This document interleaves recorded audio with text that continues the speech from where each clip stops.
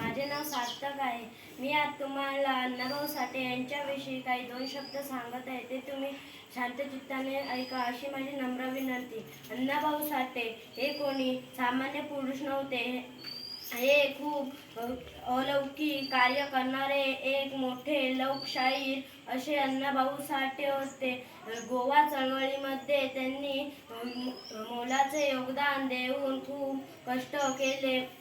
त्यामुळे त्यांना लोकशाहीर अशी सुद्धा म्हटलं जातं. त्यांच्या शायरी अख्ख्या भारतात प्रसिद्ध आहे.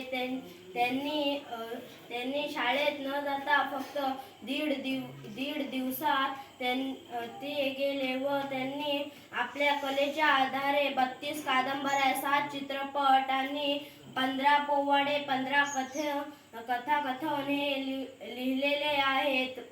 त्यांची मूर्ती छोटी पण कीर्ती महान असे हे आपले अण्णाभाऊ साठे.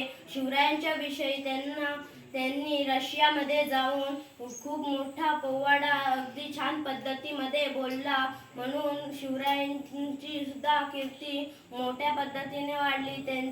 अशा या थोर पुरुषांचा जन्म 1 ऑगस्ट 1920 रोजी झाला.